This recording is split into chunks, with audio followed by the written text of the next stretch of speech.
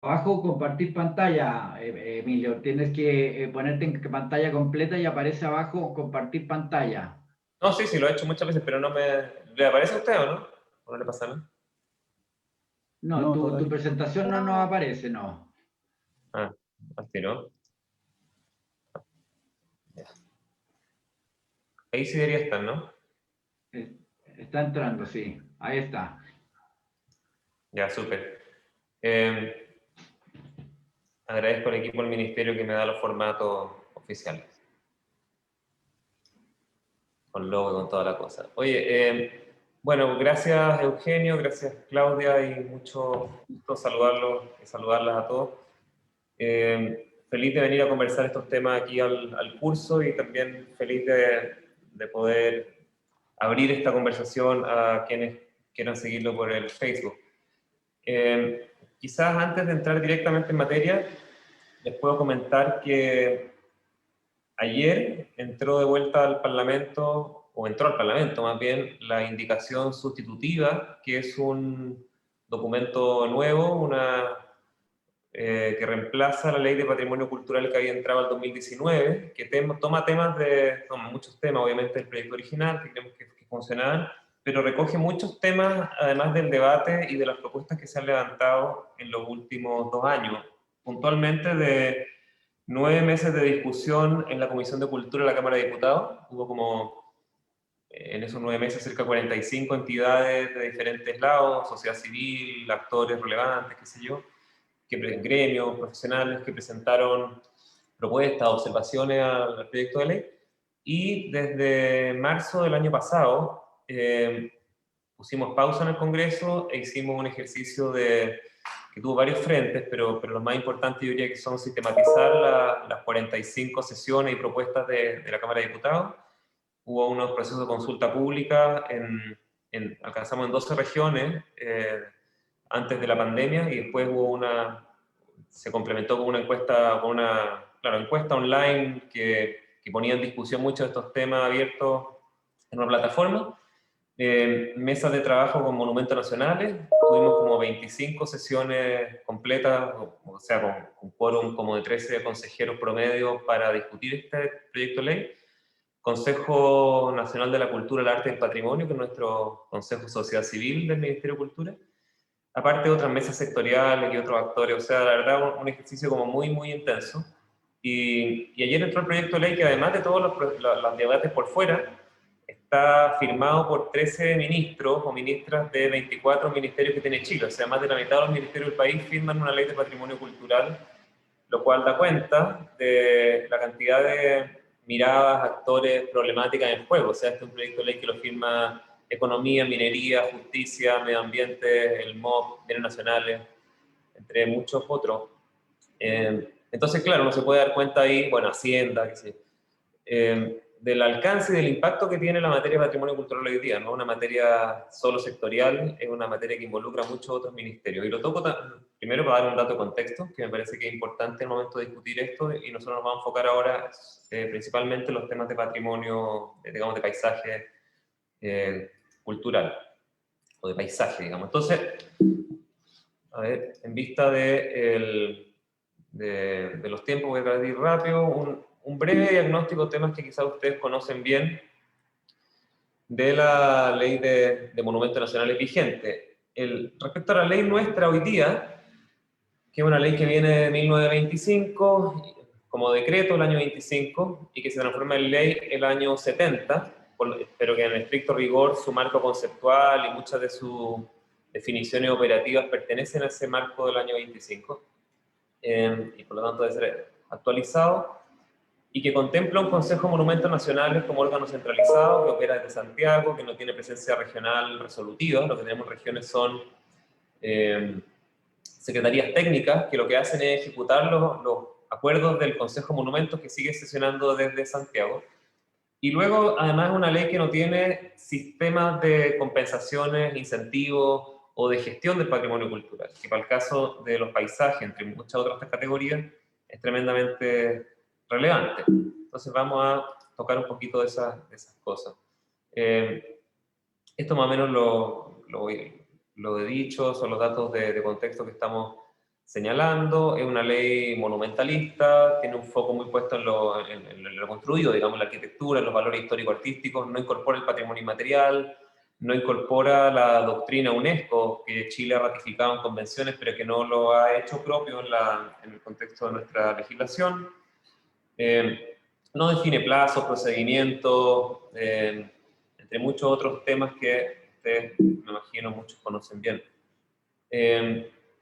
Luego, en términos más específicos vinculados a la discusión del paisaje o los territorios, es una ley que el año 25 establece la categoría de monumento histórico como vía de protección de patrimonio monumental, y que el año 70 incorpora la figura llamada zona típica o pintoresca, que está pensada como una protección territorial de entornos de monumentos nacionales. Esto tenía mucho que ver con la idea un poco del pintoresquismo, de ahí viene también la idea de lo pintoresco, de lo que aparece a la vista, de toda esa discusión. Después vamos a tratar un poco más de eso.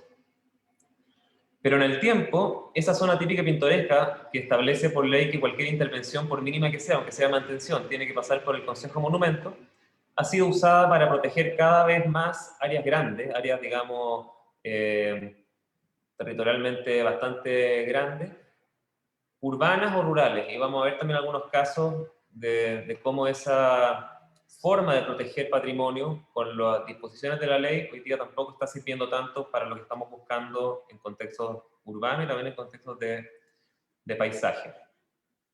Y además, Chile ha ratificado la Convención de Patrimonio Cultural Inmaterial, la Convención del 2003 de UNESCO, pero en la legislación chilena no está incorporado el reconocimiento y los mecanismos de salvaguardia del patrimonio cultural inmaterial, que de nuevo para casos como el paisaje cultural son tremendamente relevantes, ¿no? El paisaje no protege solamente bienes físicos, digamos. Esto es lo que aparece en la Ley de Monumentos, tal cual. La Ley de Monumentos tiene dos artículos que se meten en el año 70, que es el de la zona típica, el artículo 29 y el artículo 30, que son los que aparecen ahí, no los voy a latear con eso, pero en el fondo el 29 es bien clave, dice, para mantener el carácter ambiental y propio de ciertas poblaciones o lugares donde existieron ruinas arqueológicas o ruinas y edificios declarados monumentos históricos. El Consejo de Monumentos podrá solicitar se declare de interés público la protección y conservación del aspecto típico y pintoresco de dichas poblaciones o lugares o determinadas zonas. O sea, se fijan en una protección súper edilicia, bastante de entornos construidos. Uno podría poner por caso no sé, por el entorno de la iglesia de la Matriz en Valparaíso, fueron las primeras zonas típicas que hubo, o el barrio París-Londres, o Concha y Toro en Santiago, o la calle Baquedano en Iquique, que son enclaves relativamente acotados, vinculados muchos de ellos a monumentos históricos que están circundados por estas protecciones, pero claramente no es un instrumento, una herramienta pensada para proteger paisajes, pese a que se usa hoy con ese fin. Este es un dato de la cantidad de monumentos nacionales que están declarados hoy día en Chile. Si pueden ver, hay monumentos históricos, ese amarillo, MH, monumento histórico mueble, monumento histórico inmueble al lado, son 1079, son la mayor categoría que tenemos. Están los santuarios de naturaleza, que son superficies grandes, ligados a atributos ecológicos, también paisajísticos, pero principal, no como paisaje cultural, más ligado a la idea del santuario de naturaleza gringa, digamos, como de reservas naturales. Zonas típicas y pintorescas, que la que hablábamos recién, hay 146 en Chile, tengo más datos de eso para que veamos algo en detalle, el total. Y lo que aparece ahí como total son las que tienen decretos de declaratoria, porque además en el país hay una serie de categorías que no requieren decretos para ser declarados, que como se menciona, son protegidas por el simple ministerio de la ley, y esos son todos los sitios arqueológicos y paleontológicos, esos están protegidos por el simple hecho de estar en el territorio, incluso si es que todavía no se descubren, y también los monumentos públicos, que son todos los elementos conmemorativos en el espacio público. Y acá hacemos una pequeña mención abajo en la lámina del patrimonio cultural subacuático, que Chile tiene un decreto del año 99 que establece que cualquier hundimiento, cualquier bien cultural hundido por más de 50 años pasa automáticamente a ser monumento histórico. Y eso también viene a engrosar, por ejemplo, todos los naufragios que tienen más de 50 años están en esa condición. acá un pequeño ejemplo de algunos casos, porque son hartos casos, pero acá seleccionamos algunos de superficies que nosotros consideramos grandes. Yo sé que ese adjetivo es como discutible, pero creemos que son áreas para las cuales la zona típica y pintoresca como categoría no es suficiente, no funciona bien. El Pueblo La Tirana, por ejemplo, que además tiene atributos inmateriales ligados a la protección, porque en el fondo gran parte de la protección de La Tirana tiene que ver con la fiesta de La Tirana. La Serena, que es un área súper compleja de manejar, de hecho yo creo que ese dato no está bien, es más grande, son 173 hectáreas La Serena. Y La Serena ustedes lo conocen, o sea, es bien complejo, lo tengo igual como caso más adelante, la diversidad de realidades que hay dentro del polígono de protección de ese lugar, el borde costero Isla Negra, Caleta Tortel, se fijan las superficies que tenemos, Caleta Tortel tiene casi 350 hectáreas, y uno de los más grandes de Chile, protegido por zona típica, es el entorno de la iglesia salitrera de la oficina salitrera de Humberton y Santa Laura, que llega casi a 2.400 hectáreas, ¿ya? Y eso incluso incorpora a otras salitreras que están en la parte norte de Humberton y Santa Laura, como Don Guillermo y la Peña Chica. Y también lo vamos a poder mirar. Acá un gráfico que muestra las superficies sumadas de santuarios de la naturaleza, zonas típicas y monumentos históricos. Y acá uno podrá decir, pero ¿cómo el monumento histórico se ve tan grande ahí? Más que las zonas típicas. Y eso es porque hasta el año 70, todas las protecciones territoriales que el Estado quería hacer, como no existía la zona típica, la hizo bajo la figura del monumento histórico. Y de hecho, una de las primeras declaratorias que Chile tiene, que es Rapa Nui, la isla de Pascua, completa, es monumento histórico, el triángulo completo. Y por lo tanto, ese tipo de declaratorias de monumento histórico muy grandes vienen a, no diría, distorsionar el tema de la superficie. Otro caso que incluso nosotros decidimos protegerlo como monumento histórico, ya existiendo la zona típica, fue o es Lota. Toda la zona minera de Lota, por ejemplo, es monumento histórico y esa solo la parte de la mina, sin considerar el Parque Lota, son cerca de 80 hectáreas. Entonces eso para explicar digamos, los tamaños de este gráfico y están comparados con la superficie de la región metropolitana. Pero lo que sirve para poder mirar este gráfico es cómo en el tiempo las dimensiones territoriales, la vastedad territorial hoy día es un tópico y por lo tanto nos acerca mucho más a discusiones de orden de planificación territorial que de conservación monumental. Y ese tiene que ver con las discusiones de paisaje, tiene que ver con gestión, tiene que ver con la nueva ley y lo podemos mirar un poquito más adelante. Algunos casos, si quieren podemos volver después sobre esto, pero algunos casos más, digamos, ya pusimos Tortel, pero está Barrio Mata Sur, por ejemplo, está Suárez Mujica.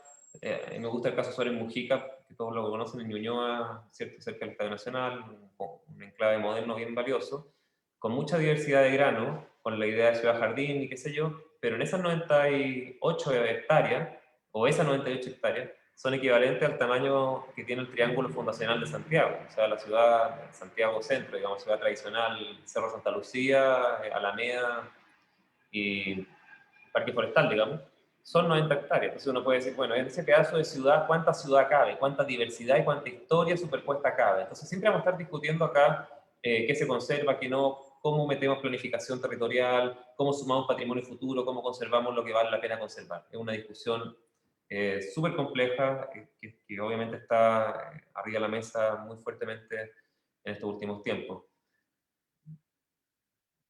Humberton y Santa Laura, monumento histórico, sitio patrimonio mundial UNESCO. UNESCO exige que los sitios de patrimonio mundial, la convención, digamos, tengan un área núcleo y un área de amortiguamiento, una buffer zone, y nosotros en el 2018 hicimos la buffer zone de la Salitrera, y ahí es bien interesante porque los conceptos de paisaje cultural que están puestos en el decreto de la zona típica, que es la buffer zone, es tratado de esa manera. Es un paisaje cultural de relevancia, la salitrera, y en este caso incluso un paisaje cultural relicto, fue la figura que se tomó tomando como las definiciones de UNESCO. Pese a que nuestra legislación no tiene paisaje cultural como figura, por lo tanto lo ocupamos como zona típica, y al ocuparlo como zona típica generamos esa especie de, no diría absurdo, pero tensión porque cualquier intervención que se haga en esas 2.400 hectáreas, en estricto rigor, debería pasar por un órgano colegiado que tiene sede en Santiago y que sesiona cada 2 semanas. ¿Se fijan? Entonces, de verdad, las estructuras de manejo y de gestión que tenemos sobre estos bienes es completamente insuficiente y tienen que ser cambiadas.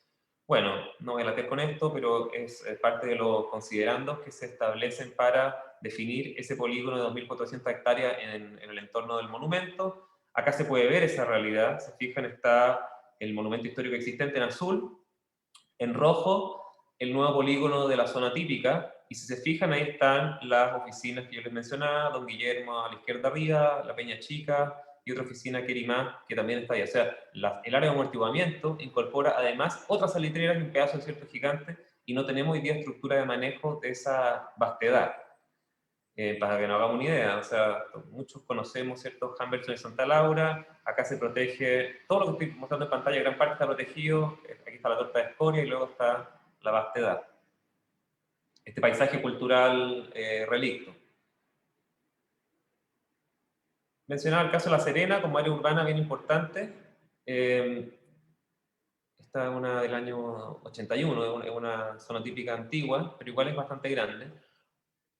Aquí tenemos el polígono de la zona típica, y ustedes pueden ver, o sea, los que también muchos conocerán La Serena, que algunos son de La Serena, como está, qué sé yo, que la avenida Francisco Aguirre, o las zonas del barrio Almagro, o la zona de La Recoba, son todas muy distintas entre sí, o la zona digamos, de la terraza inferior, que da sobre el parque japonés. Entonces uno dice, o la que da sobre la desembocadura del Elqui. Entonces uno dice, ¿cómo uno trata tal diversidad de ciudad con lógicas de conservación distintas, con potencialidades futuras distintas, si no es estableciendo un diálogo con el plan regulador comunal? Pero como la zona típica establece que hay que conservar el estilo arquitectónico, La Serena se ha llenado de, bueno, obviamente tiene diversidades de casas como esta que son bien valiosas, pero cuando entramos a intervenir, pareciera que nos da lo mismo llenar de estos galpones tipo neocolonial,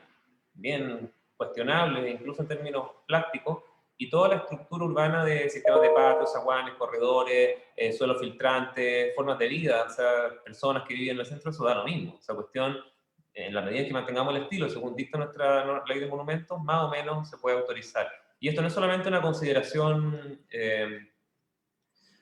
conceptual que el Consejo Monumento, o digamos arbitraria que el Consejo establece, sino que incluso a la Contraloría le ha dicho al Consejo Monumento que se tiene que limitar a opinar en zonas típicas de la fachada y no de los interiores. Hay 2 fallos de la Contraloría, uno en la zona típica de Punta Arenas, por un edificio que se llama el edificio Surco, que es un edificio industrial que tuvo ese pronunciamiento de Contraloría, y otro por el Mercado Puerto Valparaíso, nada menos. O sea, Mercado Puerto es un edificio manzana con una estructura de escalera helicoidal interior, ese edificio es casi puro interior. Y la Contraloría dice que lo que importa el Mercado Puerto es la fachada, porque esta es zona típica. Entonces, obviamente tenemos una norma completamente desactualizada para lo que se pretende proteger. Y también tenemos un caso bien típico, ¿cierto? En Barrio Yungay y Brasil, con una primera protección del 2009, ampliada posteriormente. Voy a saltarme eso. Acá está digamos, la protección primera de, no me recuerdo bien, pero 170 hectáreas, algo así creo, y luego se amplió a 300 hectáreas actualmente. Se le suman 117, llegamos casi 300 hoy, y quiero mostrar el plano porque ahí se fijan, o sea, lo que se ve ahí es un pedazo de ciudad completo, 300 hectáreas que a 5 minutos, o sea, pegado al centro de Santiago, al centro de la capital, con acceso a servicios, toda la historia. Y con una agenda de transformación, de incorporación de nuevos residentes, de conservación bastante poco clara, en el sentido de la planificación territorial. Entonces acá claramente tenemos una necesidad por conservar, un reconocimiento de inmuebles, de formas de vida que son valiosas, y una escasa capacidad de la legislación vigente de conectar esa protección con desarrollo sostenible de la ciudad. Y eso es creciente, es una especie de tácita crítica que se ha establecido hacia la capacidad que tienen los instrumentos de planificación territorial de manejar las complejidades de los centros urbanos, de los paisajes, etcétera, pero que no hemos logrado consolidar en una estructura de gestión y de manejo apropiada, sino que solo una estructura de protección que hace como la mitad de la pega, uno podría decir. Y acá tenemos algunas imágenes, ¿cierto?, de sectores de Yungay y Brasil. Se ha avanzado en reglamentos de zonas típicas, normas de intervención. Esto lo menciono rápido porque las normas de intervención se acogen como un instrumento válido en la nueva Ley de Patrimonio Cultural. Lo que el reglamento de zonas típicas hace, que es un instrumento que llega, el reglamento se promulgó, lo partimos como en el 2012, se promulgó en el 2015 creo, pero llega 45 años después que la Ley de Monumentos, se fijan, cuando se mete la zona típica. Entonces, hasta ese momento volamos como vienen ciegos respecto a estos temas, y acá se mete con mucha claridad acciones para articular y asegurar la coherencia entre los instrumentos de planificación territorial u otros documentos regulatorios con normas de intervención. Claro, pero a nivel reglamentario. No hay un mandato taxativo que obligue a la armonización de los IPT con las normas que protegen las zonas típicas. Y eso sí también lo vamos a ver, se incorpora en la nueva norma. Esto lo va a pasar rápido. Esto lo quiero tocar brevemente, porque una de las aproximaciones quizás que nos parece bien pertinente para estos temas es la de los paisajes urbanos históricos, la recomendación metodológica del 2011 que elabora UNESCO, y que es interesante porque viene a ser un complemento a la lógica de los paisajes culturales. O sea, allí donde los paisajes culturales estuvieron muchas veces vinculados a entornos naturales intervenidos por el hombre y que habían, o por, digamos, por las personas, por las culturas, y que lograron establecer algún nivel de equilibrio entre esa naturaleza y esa cultura. Pensemos desde los salineros de Cabo y Loro Valdivia, o las terrazas de cultivo, o incluso Chiloé, ¿cierto? Que tengo un caso ahí en Caguach, pero no parecía tan cómoda la categoría para los enclaves urbanos de gran extensión. Y entonces esta recomendación de los paisajes urbanos históricos viene en parte a cubrir eso, con un fuerte foco en la gestión de los territorios, más que en la simple conservación edilicia. A ver, voy a pasarlo rápido porque no me quiero comer todo el tiempo y quiero llegar a los temas de la ley. Un ejemplo de estos tipos de temas fue Caguach, por ejemplo. Caguach, la iglesia de Caguach, una de las 16 iglesias de Chiloé declaradas por UNESCO. A la fecha no tiene protección de entorno, de zona buffer, está solamente protegido el templo. Y hace poco tiempo, bueno, y esta es la zona que se estaba trabajando como zona típica, porque de nuevo no tenemos una categoría mejor. Y eso ha sido muy resistido también por la comunidad, porque dicen, no, mira, la zona típica, como la ley dice que cualquier cosa que hagamos, cualquier ventana que cambiemos, tenemos que pasar por el Consejo de Monumentos, no estamos ni ahí con ir a Santiago a pedirle permiso para hacer todos los cambios. Y uno puede decir, hay bastantes puntos en esa resistencia que muchas comunidades tienen con las protecciones. Tenemos otro frente abierto en Castro, por ejemplo, también con la protección del entorno de la iglesia de Castro, pese al mall, ¿ya? Y acá, en este estudio que se está incorporando las aguas y tal, se cruzó con una concesión marítima para plantar choritos, se fijan en el mar. Entonces tú decís, bueno, ¿hasta dónde llega la lógica de paisaje en una explanada o en un lugar que tiene ceremonias de patrimonio inmaterial? Esta es la gran fiesta, esta es como la Tirana del Sur, ¿cierto? La fiesta del Nazareno de Caguach, con ese territorio, con esa coherencia territorial, cuando tú le empezás a llenar en el agua, lejos de la explanada, lejos de la iglesia, con plantaciones de choritos. Y acá nos involucramos, logramos que se bajara la plantación de choritos, pero queda en evidencia que la planificación territorial, la capacidad de gestionar ministerios, ahí cuando un ministerio quería proteger este entorno, el otro estaba entregando concesiones marítimas de pesca, ¿se fijan? Entonces estas son el tipo de discusiones que planes de gestión o instrumentos de articulación territorial permitirían, no diría solo evitar, sino que encauzar de una manera adecuada, sostenible, digamos. Entonces ahora voy a pasar a la discusión de los temas de la ley.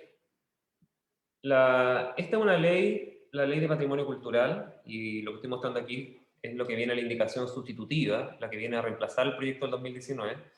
Tiene una primera parte que digamos que es más declarativa en términos del objeto de la ley, que es lo que busca regular, etcétera, que no lo voy a pasar tan en detalle, pero básicamente hablar de la coordinación del órgano del Estado, del bien público del patrimonio, de las dimensiones o de los alcances nacionales, regionales y locales, la incorporación de las comunidades, como ustedes pueden ver ahí en pantalla.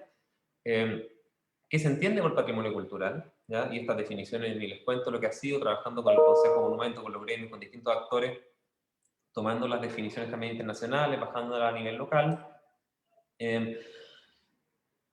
Y lo que se ha propuesto, lo que aparece ahí, que se entiende por patrimonio cultural todas aquellas manifestaciones materiales y elementos inmateriales representativos de las diversas expresiones sociales y culturales presentes y pasadas que se hallan en el territorio de Chile, que contribuyen a construir identidades, fortalecer comunidades y que son transmitidas de una generación a otra, en un proceso continuo y dinámico de valoración que contribuye a la memoria histórica, social y cultural, al respeto al entorno natural y a un desarrollo humano integral y sostenible. Claramente, estos son como los titulares que después se profundizan, se vuelven concretos en el cuerpo de la ley. La definición de los bienes patrimoniales y de los elementos de patrimonio inmaterial, o sea, esta es una ley que viene a cubrir tanto bienes materiales como inmateriales, cada uno con sus lógicas de protección, porque cuando hablamos de patrimonio inmaterial, según los estatutos UNESCO, nunca puede haber una imposición de parte de un cenáculo para la protección de manifestaciones que pertenecen a una comunidad. En cambio, cuando hablamos de bienes materiales, digamos, sí se acepta, y es como bien internacional eso, que pueda existir una protección patrimonial, incluso si el propietario del bien no quisiera protegerlo, en atención al bien público que supone ese patrimonio. Entonces ahí hay una diferenciación en los mecanismos de gestión que son bien evidentes y que están normados por las convenciones. El interés público, el patrimonio cultural, independiente de su régimen de propiedad, eso se establece como uno de las máximas también de la legislación. Y las disposiciones ligadas a la protección y salvaguardia, entendiendo protección y salvaguardia como una manera de incorporar tanto los planes de salvaguardia del patrimonio inmaterial como el ciclo de la protección vinculado a los bienes materiales o territoriales. La categoría de monumentos nacionales se reemplaza por una categoría genérica de bienes patrimoniales que tienen distintos alcances. Son bienes muebles, inmuebles, zonas y paisajes. Y en los paisajes se incorpora además los itinerarios culturales, lo vamos a ver al tiro en la definición. Se incorporan o se amplían más bien las valoraciones que la ley de monumentos actual tiene. Se habla de valor histórico-artístico o antigüedad en la ley vigente, y eso se amplía a valores culturales, sociales, históricos, simbólicos, religiosos, científicos, arqueológicos, paleontológicos, geológicos, arquitectónicos, urbanísticos, constructivos, documental, literarios, técnicos, artísticos u otros afines. O sea, se amplía decididamente la estructura de valoración de bienes patrimoniales, incluso permitiendo, por ejemplo, la protección de geoparques por valoraciones geológicas, sea en categoría de bienes, de inmuebles me refiero, zonas o paisajes. Por lo tanto, aquí se abre muchísimo el abanico de los posibles bienes a ser protegidos. Por ejemplo, muchos habrán seguido la discusión que Gastón Subleta ha tenido en Limache por la avenida Urmeneta, con los árboles y tal. Bueno, acá, tomando tanto la lógica de paisaje como la doctrina internacional, por ejemplo, la Carta de Florencia de los jardines históricos, el proyecto de ley incorpora la posibilidad de proteger arboledas, qué sé yo, bueno, paisajes, árboles incluso singulares, etc. Hay un deber de conservación que pertenece al Estado. Voy a ir un poco más rápido porque la verdad es que estoy viendo la hora. Ya hablamos de las zonas patrimoniales. En el fondo, las zonas típicas se reemplazan por una discusión de zonas patrimoniales que tiene que ver mucho más con salvaguardar expresiones materiales e inmateriales. Son conjuntos, áreas o lugares, poblaciones, barrios, centros históricos, sectores, entornos de patrimonio inmueble protegido, etc. Pero se diferencia esta categoría de la siguiente, que son los paisajes y itinerarios culturales. Aquí esto ha sido bien reglado por la doctrina. Hay cartas internacionales, ¿cierto?, tanto de paisajes como la carta de itinerario, y eso se incorpora acá, y eso nos parece que es bien importante. Esto lo voy a leer porque como núcleo de esta conversación. Son bienes patrimoniales en categoría de paisajes culturales, aquellos territorios que representan la interacción del ser humano con el medio natural, resultado de procesos sociales, económicos y culturales, cuya presencia y expresiones materiales e inmateriales sean valoradas por ser el soporte de la memoria y la identidad de una comunidad, y que por sus valores y atributos sean declarados como tales en conformidad al artículo 13, que es lo que hablábamos antes de la lógica de valoración. Y asimismo constituyen itinerarios culturales aquellas vías de comunicación, tránsito o movilidad físicamente determinadas, construidas o adaptadas por el uso humano, que hayan generado procesos de fecundación recíproca entre culturas e integrado esa relación en un territorio a lo largo de un periodo de tiempo determinado. O sea, Capañán, Camino al Inca, ¿cierto? Camino de Santiago a Compostela, la Ruta de la Seda, etc. O sea, y esta categoría, como dicta la doctrina, puede ser transfronteriza, se fijan, o sea, incluso puede haber muchos paisajes culturales vinculados a un mismo itinerario, como pasa con el Camino de Santiago a Compostela, por ejemplo.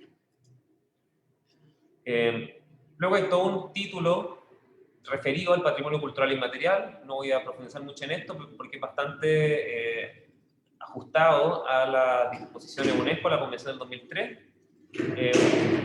Y hay toda una... bueno, está todo el tema del patrimonio inmaterial, lo mismo, un poco los planes de salvaguardia, etc. Y hay una disposición muy fuerte en la ley con los instrumentos de gestión patrimonial, planes de gestión patrimonial y medidas de salvaguardia. Cuando hablamos de medidas de salvaguardia, en general están más enfocadas en el patrimonio inmaterial, y los instrumentos de gestión o los planes de gestión tienen que ver con vinculaciones con los IPT, con los instrumentos de planificación territorial, planes intercomunales, planes comunales, etc. Y planes de gestión patrimonial individuales para cada sitio que el Consejo disponga para establecer una gestión, digamos, proactiva y no reactiva al patrimonio. ¿Qué significa eso?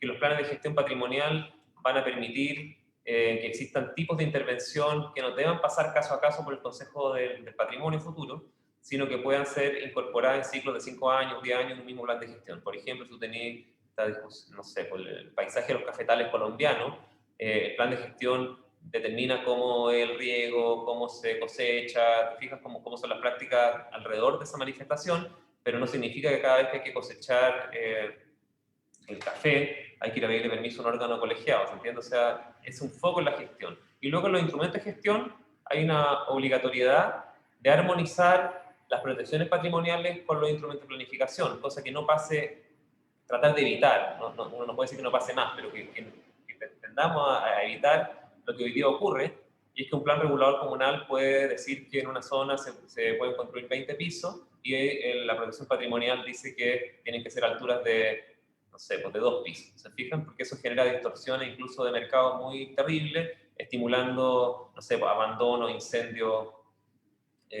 deterioro del patrimonio. Bueno, estos son temas procedimentales, la verdad es que felices de pasar el documento, para leer en detalle, pero para no aburrir en cosas muy de detalle.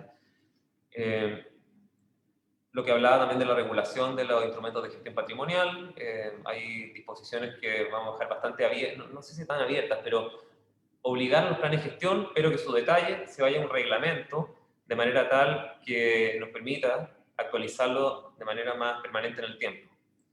Eso. Así que yo sé que es mucha información, pero conversemos. Dejo abiertas las preguntas, como quiera Eugenio manejarlo. Y ahí podemos conversar de todas estas cosas.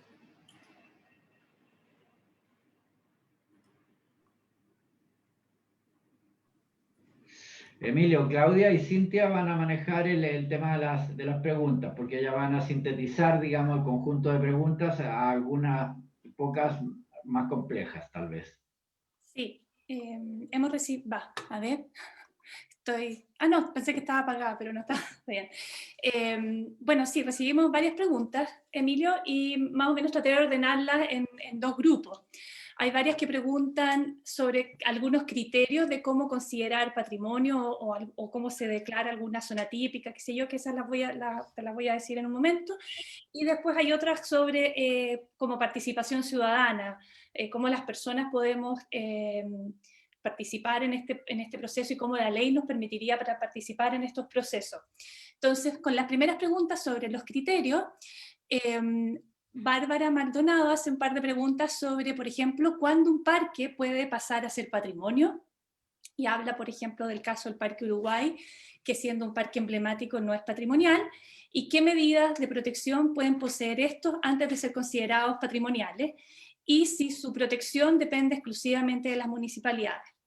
Y también con respecto a eso, Bárbara también pregunta cuáles son los factores a considerar para que un parque sea considerado como zona típica. Si tiene un monumento histórico o también podría ser por su material vegetal. Y otra pregunta con respecto a los criterios sería cuáles serían las características o los elementos que se considera a partir de la UNESCO un área para definir un área de amortiguación. En el caso, por ejemplo, de los que nos ponía al principio de Humberstone, qué sé yo. Esas serían como 3 preguntas de criterios. Si quieres respondes esa y después vemos las otras o Ya. igual. ¿Sí? No, eso no, porque son... A ver, hasta antes del reglamento de zonas típicas, en estricto rigor sí había que tener un monumento histórico dentro de la declaratoria. El reglamento lo que hace es ampliar eso y permite que uno pueda abordar unidades territoriales sin monumento histórico. ¿Ya? Eso es bien contradictorio en la discusión anterior, porque en el fondo se declaraba a veces una zona típica entera y se le metía, no digo se le metía a la mala, pero tenía que tener un monumento histórico para cumplir con la norma. Bueno, eso el reglamento lo viene a subsanar, como una precisión de esas protecciones. En el caso del Parque Uruguay u otro, siempre se analizan caso a caso. O sea, la verdad es que no hay estándares fijos. Claro, la ley de monumentos es súper amplia. Dice, imagínate lo que leía del artículo 29 de la ley de monumentos para la zona típica. Para conservar el carácter ambiental y propio de ciertas poblaciones o lugares. Chao, eso es. El carácter ambiental y propio. Entonces, se construye el expediente en base a las consideraciones del caso. La ley dispone de atributos, digamos, de valores históricos, artísticos y de antigüedad, que eso viene del famoso texto del culto moderno a los monumentos de Riegel del año 1904, creo que, ¿ya? De ahí viene esa especie de definición de lo histórico, artístico, antigüedad. Pero disposiciones más ambientales, ligadas a temas ecológicos, por ejemplo, no se incorporan, sino hasta quizás la ley de base del medio ambiente, que incorpora las zonas protegidas patrimoniales como parte del medio ambiente.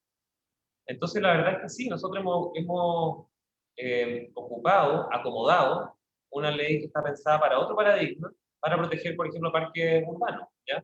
Pero a la fecha, la idea del parque, el material vegetal, no ha sido suficientemente relevada. En el caso del Parque Uruguay han habido discusiones para su protección, de todas maneras, relevando, no sé, por el rol de Prager, lo que significó el Parque Uruguay respecto a otras visiones más decimonónicas de los parques. Al lado está protegido el parque forestal. Pero eso la verdad es que no se ha concretado.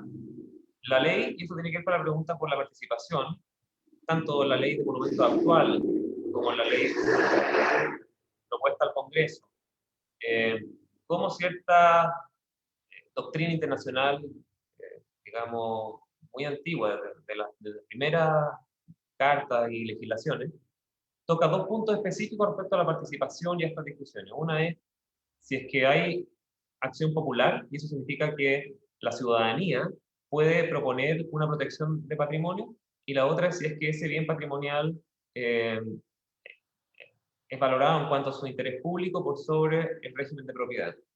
¿Qué significa eso? Que, por ejemplo, en el caso del Parque Uruguay, que cualquier persona, ni siquiera tiene que tener la ciudadanía chilena, puede pedirle al órgano público competente que ese bien se proteja y entregándole los antecedentes para esa protección. Por lo tanto, no tiene que ser el municipio el relevante, puede ser un vecino del Parque Uruguay, ¿no? Es un poco ambigua la norma en el sentido de que entregue los antecedentes. Eso se ha interpretado como que entregue el expediente. ¿Fijas? Pero hay casos donde el interés público del bien ha determinado que sea el propio Consejo Monumento el que elabora los expedientes. Nosotros creemos además que la incorporación de una explícita, digamos, de la idea de paisaje, de atributos que son más allá de los materiales, y una incorporación doctrinaria tanto de la idea de los paisajes culturales, de los paisajes urbanos históricos y de los jardines históricos, amplía muchísimo esta protección, y de hecho en la ley, no lo puse acá, pero se menciona específicamente arboledas urbanas. O sea, hay una voluntad real porque estas protecciones sean amplias. Y respecto me preguntaste por el tema de algo con lo de Humberstone, ¿no? Perdón, sí. Preguntaban cuáles son los criterios para definir esas zonas de amortiguación. En UNESCO. Mira, en el caso de la convención de UNESCO, se supone, o sea, no se supone, la convención de UNESCO no pasa por arriba de las legislaciones nacionales, o sea, uno ocupa las legislaciones nacionales para aplicar la convención. Por eso que nosotros hoy día además tenemos un gran problema, porque Chile ha ratificado, te diría, 3 convenciones que a juicio nuestro son muy, muy importantes y no ha actualizado ninguna norma para, digamos, para hacerla propia. La Convención de UNESCO del año 72, la de Patrimonio Mundial, Cultural y Natural, la típica convención donde está inscrito Chiloé, Subo, qué sé yo. Y nosotros no hemos incorporado lo que esa convención ya ha hecho propio. Esa convención en el año 92 aceptó la categoría de paisaje cultural. ¿Fijáis? O sea, estamos nosotros 30 años después y seguimos nosotros protegiendo con zonas típicas. Entonces, claramente estamos así fuera de coste.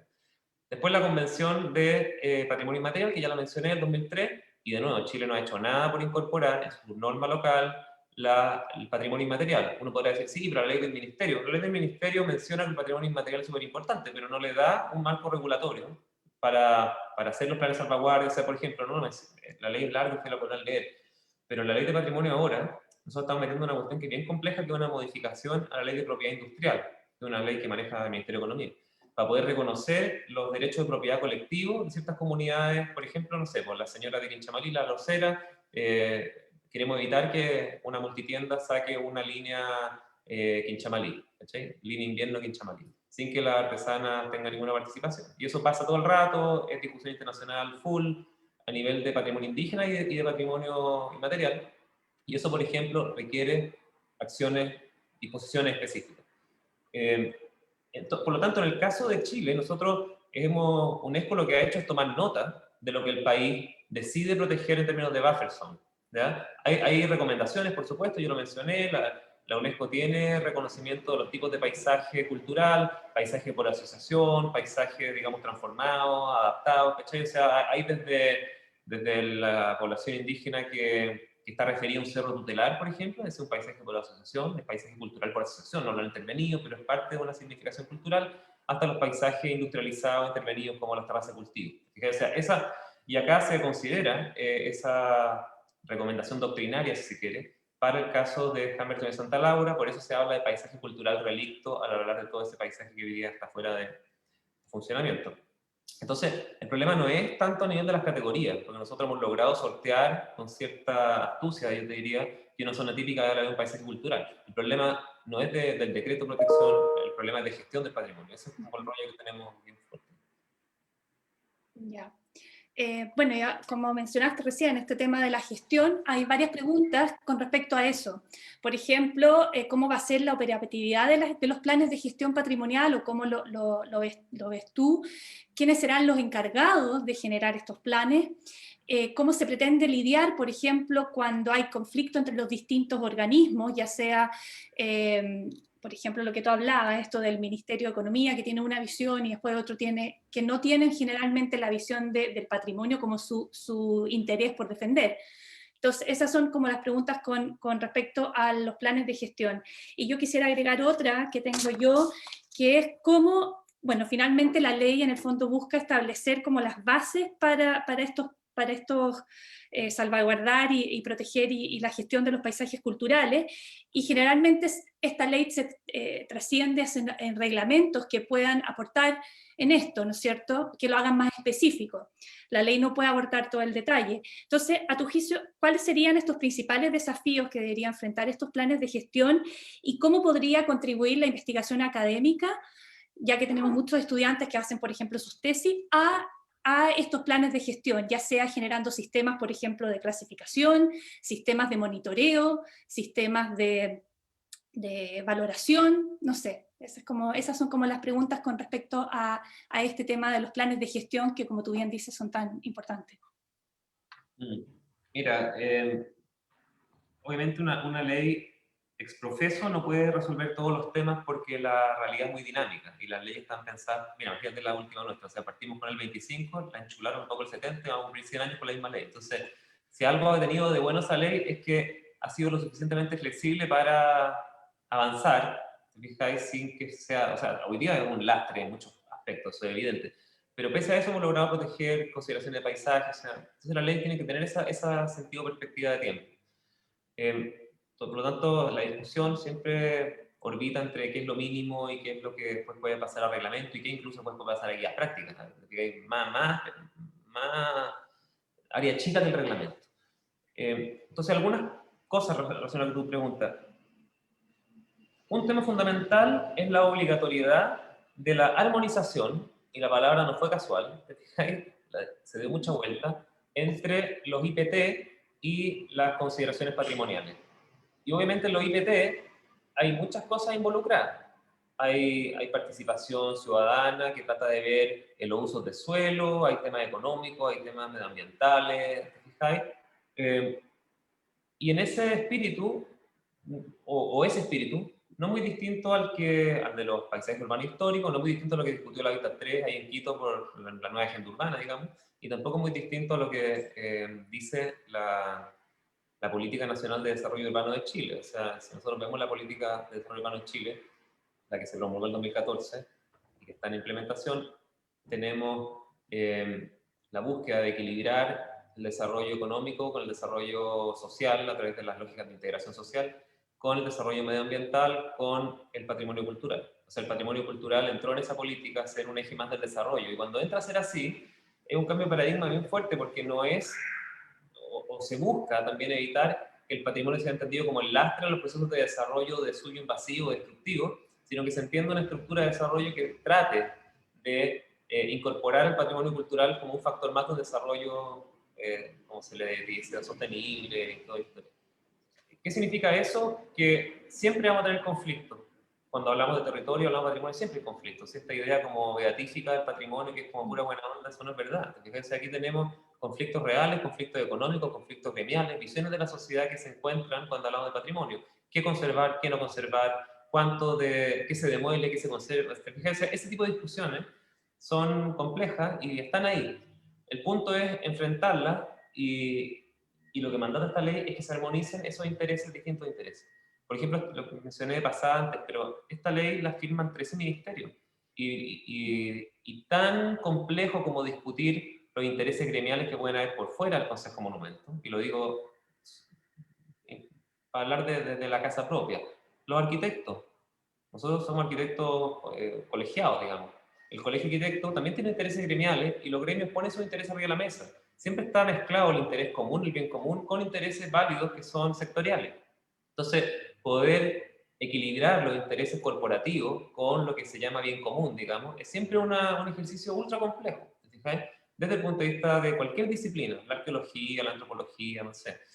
Entonces, hay intereses por fuera, digamos. Pero luego del Estado también hay intereses propios. O sea, nosotros hemos discutido muchísimo con minería, con economía, y son discusiones no son, o sea, para sacarle la caricatura, no es que minería lo único que quiere es pitearse todo el territorio, hacer hoyos por todos lados y dejar las comunidades sin agua. O sea, claramente hay minerías que han sido brutales, hay culturas que han ido perfeccionando, pero poder llegar a un punto de equilibrio entre patrimonio material, paisaje, minería, economía o el MIMBU. Por ejemplo, hoy ustedes van a tener que tener un programa anual de subsidio al patrimonio, cuando ellos tienen una cultura mucho más ligada a la vivienda, por ejemplo.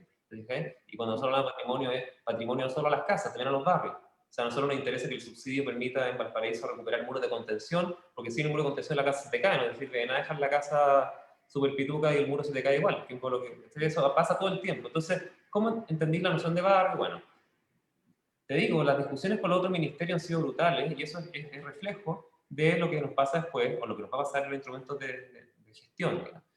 Ahora, lo que ha sido una hoja de ruta, y creemos que así van a ser el plan de gestión, es que todo bien patrimonial que se protege, no se protege a todo evento. No es que tú fijas un polígono y todo lo que está dentro, te fijas, porque es muy abstracto. O sea, ¿qué significa eso? Que todos los elementos que están dentro tienen la misma importancia. ¿Significa que se conserva todo? No, no son estrategias de congelamiento, tienen que ser estrategias de manejo. Entonces, el decreto tiene que establecer, eso lo venía haciendo ya hace tiempo, pero ahora la ley también lo señala, cuáles son los atributos y los valores que se busca proteger. Por ejemplo, si hay un paisaje en que se busca proteger lo geológico o lo arqueológico, bueno, tú puedes intervenir y construir, digamos, en la medida que el atributo principal del valor, los sitios arqueológicos, no se vean afectados.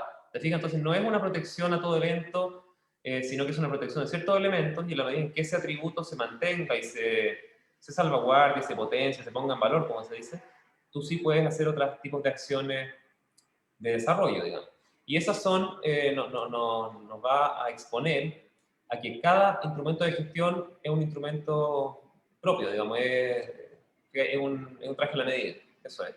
Un traje a la medida que tiene su propia permisología, sus propios atributos, sus propias figuras de administración, sus propios sistemas de monitoreo y corrección, eso. Y los levantan los titulares, digamos, los responsables, los administradores, y lo acompaña técnicamente y lo aprueba el Consejo de Patrimonio. Así, eso es más o menos, grosso modo, como está planteado el tema. Perfecto, gracias. Bueno, lamentablemente quedaron varias preguntas, surgieron bastantes después, pero ya estamos pasados de la hora, así que te agradecemos, Emilio, te agradezco personalmente también tu paciencia y tu disposición para venir a esta clase. Así que muchas gracias. No sé, Eugenio, me imagino también quiere decir algunas palabras. Sí, bueno, desde luego agradecer a Emilio esta presentación, bueno, tan pertinente, de acuerdo con los momentos en que vivimos, y a su vez tan adecuada respecto a, bueno, recuperar, vamos a decir, la tradición que inauguró, ¿no es cierto?, el año 25, esta ley de patrimonio, que bien ha prestado casi 100 años de servicios, ¿no es cierto?, y darle un nuevo impulso. Y eso es muy interesante. Además, es un nuevo impulso que quería comentar a propósito de aquí una pregunta y tal, que tiene que también que ver con los procesos de regionalización que se están llevando adelante. De tal modo de que, bueno, el manejo del patrimonio ya no es solo un manejo central, sino que es un manejo regionalizado, a propósito de una pregunta que se habla acá, ¿no? Por lo tanto, si en Ancuda hay un tema, bueno, se trabajará ya en la región correspondiente, o si es en Tarapacá igualmente, etc. Entonces, en ese sentido es mucho más ágil, diría yo, el manejo, digamos, del patrimonio que promueve la nueva ley. En el caso nuestro, en relación con el tema de los paisajes culturales, y bueno, y estos itinerarios culturales, están vinculados con UNESCO, y los itinerarios me parece que con ICOMOS, pero están sin duda que vinculados. Como bien dijiste tú, el Capañán ha sido considerado paisaje cultural, pero también lo es itinerario cultural, por supuesto. Entonces, son toda una serie de temas, ¿no es cierto?, muy contemporáneos, muy actuales, en un momento en que también Chile necesita, pues, volver a identificarse con determinados valores culturales, territoriales, que configuran nuestra historia y nuestra geografía. Por lo tanto, celebro la oportunidad del avance de esta ley, y también agradezco entonces tu presentación en esta clase. Muchas gracias. Bueno, gracias, Eugenio. Quizá un último comentario. Todos tienen que ir a tomar té. Pero bueno, quiero agradecerle también a Eugenio, que Eugenio ayudó desde la misma universidad en temas de paisaje cultural, definiciones y temas comparativos, que fue muy útil para la elaboración del documento que entró ayer al Congreso de vuelta.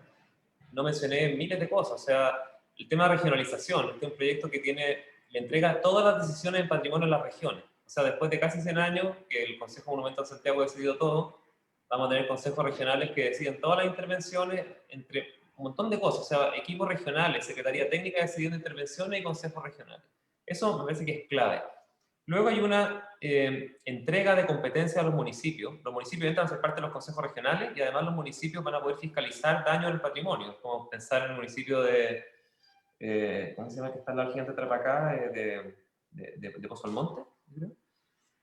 que en el fondo ese municipio es el que tiene los ojos puestos en el gigante de Tarapacá. Entonces entran, lo intervienen, y el primero que llega con la camarita es el inspector municipal de Pozo Almonte. Entonces se le entregan facultades, incluso capacidad de denuncia, y el resultado de la multa por daño a monumento nacional va 50% a arcas municipales. Les digo lo que fue la pelea, no la pelea, digamos, pero el debate con Hacienda, porque consideran que era una especie de impuesto específico, pero nosotros creíamos que era un estímulo para que esa fiscalización no fuera letra muerta. Y eso también va, cosas de ese tipo, por ejemplo, que se contemplan.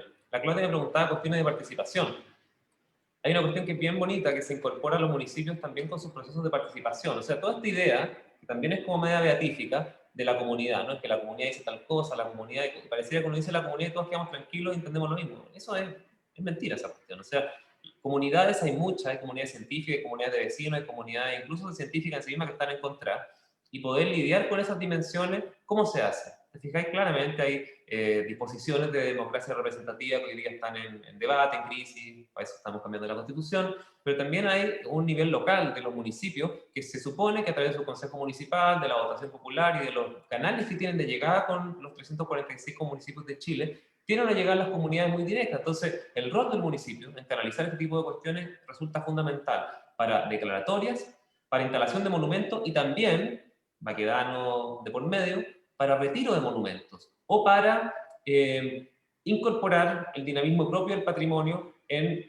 acciones que no necesariamente sean iconoclastas, digamos, pero que sí puedan ser revisionistas en el sentido histórico. O sea, si aceptamos que el patrimonio es una relación y no un valor fijo en el tiempo, esa relación cambia porque la sociedad cambia, por lo tanto la valoración cambia. Entonces no puede decir, y eso significa que vaya a votar monumento a patar. No significa eso. Significa que ese dinamismo tiene que tener instrumentos democráticos, una forma de canalizar ese dinamismo. Bueno, la ley lo trae. Cosas así, te fijáis, que no las vamos a tocar ahora, pero que yo los invito a leerlo y a opinar y a aportar desde la academia, que siempre es muy bienvenido, porque a veces hay opiniones que son como de...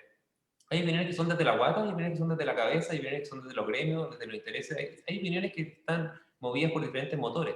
Y obviamente la academia tiene mucho que aportar, no solo en esta discusión, sino en todas las discusiones que estamos teniendo hoy día en la esfera pública, que es un punto de inflexión histórica y la academia no puede estar puro publicando papers. Ojalá que saque la cara también para hablar cosas que le importen a la sociedad con la efervescencia que estamos viviendo.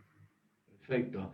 ¿Nos permites, Emilio, difundir el PDF de la ley del 12 de marzo, de la versión 12 de marzo No, de este año? mejor comparte la del 24 de marzo, que es la que entró al Congreso ayer, que se la puedo mandar y la voy a compartir porque... Tengo la del 12, mándame la del 24, por favor, entonces pasamos un PDF. Comparten con todo. Feliz y Excelente. Ojalá que avancen. Sí, suerte En y eso éxito con estamos. esto. Muchas gracias. Que estén bien, ¿eh? Gracias a ustedes por la invitación. Gracias. Agradecemos también la presencia de todos.